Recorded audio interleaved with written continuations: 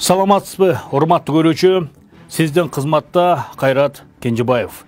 Бүгүн биз 2021 жылкы декларация боюнча жогорку кеңештеги бай депутаттарынын сабында экинчи орунда турган айым тууралуу кеп калабыз. Ал ким десеңиз, Ата журт Кыргызстан фракциясынын депутаты Садырбаева Жылдыз Эсенбековна тууралуу болот.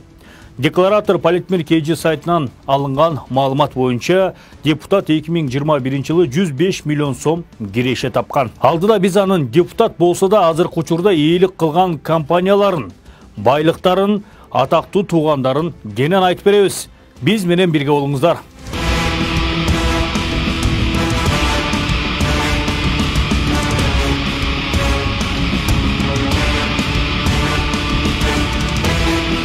Жетинчи чакырылыштын депутаты Жылдыз Садырбаева 1970 жылы Нарын шаарында туулган.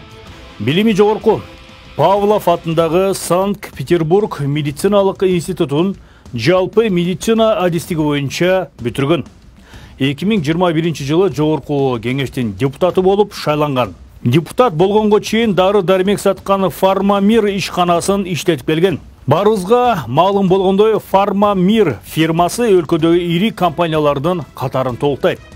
Тактап айтканда 20 жылдан бери ишмердүүлүгүн жүргүзүп келет. Айрым маалыматтарга ылайык, Бишкек шаарында эле 40ка жакын дарыканасы бар. Компания 2018 жылы 15 миллион сомдой салык төлөсө, 2020 жылы 25 миллиондун тегерегинде салык төккөн. Элекүлү Жылдыз Садырбаева 2009 жылдан 2021 жылга чейин ээлик кылган Фармамир фирмасына көз чаптырсак, След Политмир KG сайтынан алынган маалыматтарга ылайык, Фармамир ЖЧКсы 2009 жылы кайра каттоодон өткөн. Учурда директор катары Айдакеева Гулина Исаевна көрсөтүлгөн. Ал эми негиздөөчүлөрүнүн катарында депутат Жылдыз Садырбаева турат. Фармацевтика тармагы боюнча Жылдыз Садырбаеванын атына эле жалпысынан 65 лицензия алынган.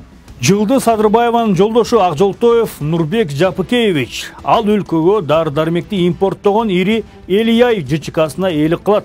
Жапыкеевич деп атасынын аты баарыбыздын кулагыбызга тааныш угулгандай, ашкана генералы атанган чоң казаттын башында туруп, кийинчерээк финансылык полициянын башчысы болгон Сыймык Жапыкеевдин агасы.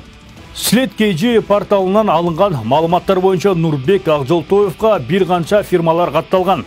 Бирок көбү эмнегедир ишмердүүлүгүн токтоткон. Бул ЖЧКлардын арасында жогоруда сөз болгон Элияй компаниясы да бар.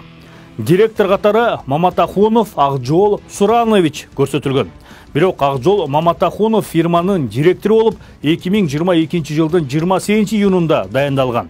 Ага чейин Элияй ЖЧКсынын директору болуп Жылдыз Садырбаева иштеген. Эгер жогорку кеңештин 7-чи чакырылышынын депутаттары ант берип ишке киришкен күнү 2021 жылдын 29 декабрь экенин эске алганда, Жылдыз Садырбаева бир эле учурда эл өкүлү болуп туруп, Кыргызстанга дары-дармек ташып келген күйөөсүнө таандык Элияй фирмасында директор болуп турган.